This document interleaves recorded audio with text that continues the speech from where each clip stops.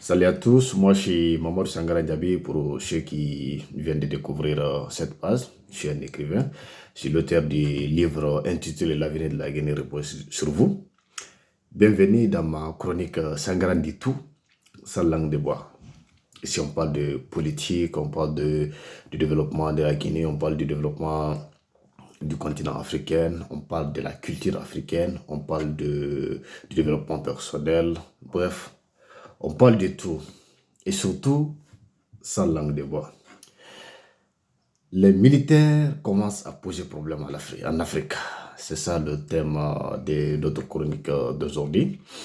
Alors, la nouvelle est tombée hier dans l'assise nationale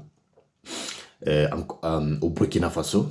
L'assise nationale où le capitaine Ibrahim Traoré a trahi l'Afrique.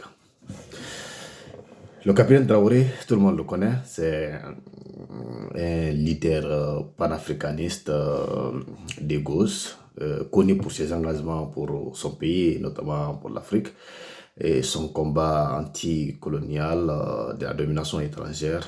On connaît tout ce qu'il a eu à faire pour le Burkina Faso, non seulement dans sa lutte contre le terrorisme, mais également le retrait des bases militaires françaises du Burkina Faso, également le respect des Burkinabés, parce que voilà, il a montré devant le monde entier que l'Occident ne peut pas imposer sa loi au Burkina Faso.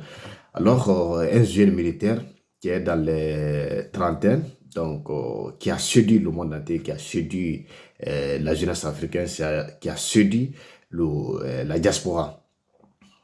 Mais toutefois, la décision qu'il vient de prendre hier, je pense qu'il a trahi non seulement cette jeunesse qui a eu confiance en lui, il a trahi cette diaspora qui a eu confiance en lui, il a trahi ce monde noir en général qui a eu confiance en lui dans sa lutte. Parce que, vous savez, d'abord, la première grande valeur d'un homme, c'est sa parole donnée.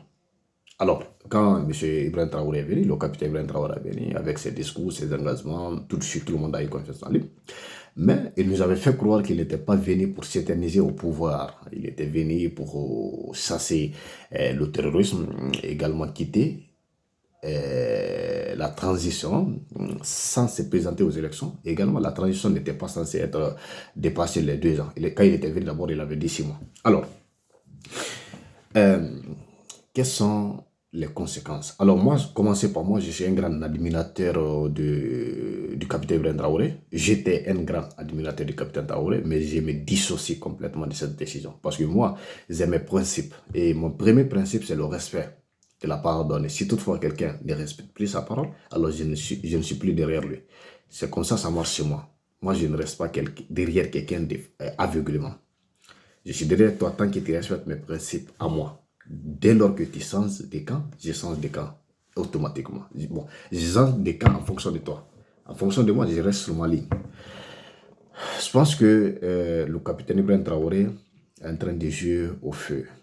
Parce que, vous savez, quand on trahit la parole donnée, la confiance que les gens portent en toi va diminuer progressivement.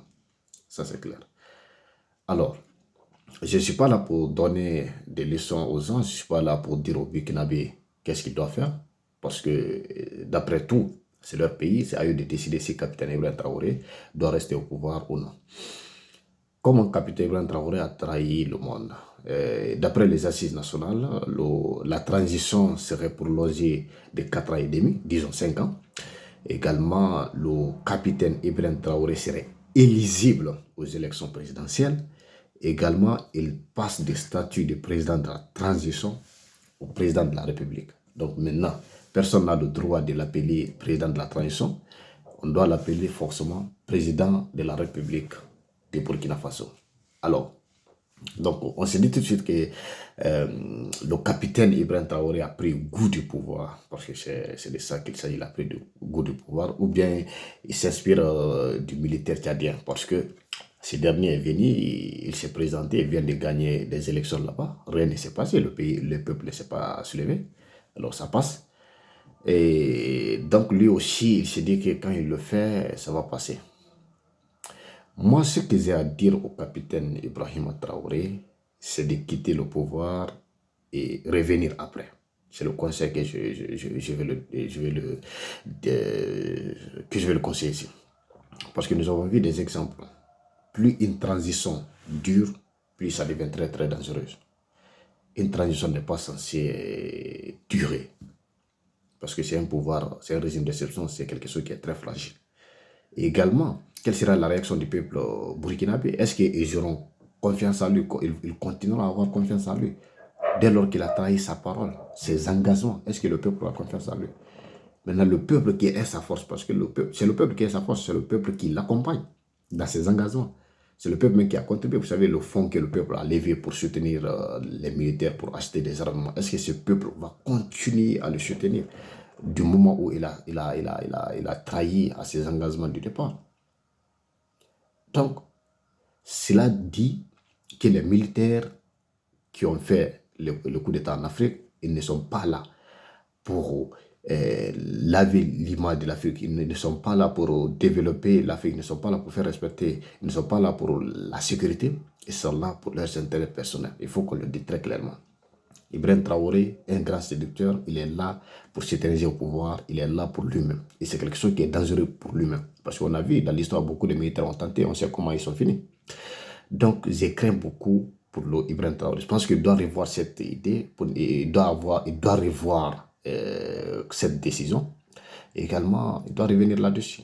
Il ne doit pas être candidat. Oui, je suis d'accord pour un glissement de calendrier, vu qu'il y a l'insécurité là-bas jusqu'à présent. Parce que ce sont des militaires, peut-être ils ont plus de solutions, ils ont plus de stratégies que quand il y a un civil au pouvoir. Mais aller jusqu'à se présenter aux élections, je pense que c'est trop, c'est exagéré même. C'est exagéré. C'est exagéré. Oui, on ne peut pas parler de démocratie lorsqu'il n'y a pas de sécurité. Mais à un moment donné, il faut tenir compte des facteurs, il faut tenir compte de la confiance que les gens ont en toi, il faut tenir compte des risques que tu es en train de courir. Parce que c'est un grave risque. Non seulement il va diminuer en popularité, ça c'est clair, beaucoup de personnes n'ont plus confiance en lui, même au Burkina Faso. En tout cas, ceux qui réfléchissent par leur tête, ceux qui ne suivent pas un leader simplement parce qu'il est charismatique, parce qu'il sourit. Donc, ce que nous avons peur pour Ibrahim Traoré, c'est un soulèvement populaire, un soulèvement interne. Parce que lui-même, il est venu à la suite d'un soulèvement interne. Donc, quand il y aura soulèvement, du moment où, quand le peuple se dissocie de lui directement, il n'aura plus de force. Donc, il aura deux combats. Non seulement il doit combattre ces soulèvements internes, il doit tuer les gens. L'armée va intervenir. Il aura des morts. Nous connaissons quand il y a une manifestation, quand l'armée intervient, c'est qui s'ensuit. Et également, il aura des terrorismes à combattre. Donc, il a deux combats. Le pays est tellement fragile, on se dit que le pays va succomber. Le pays va retourner 10 ans en arrière. Et ce n'est pas ce qu'il voulait au départ quand il a pris le pouvoir. Alors, je pense que ce qui se passe aujourd'hui, nous avons le Tchad, nous avons le cas guinéen.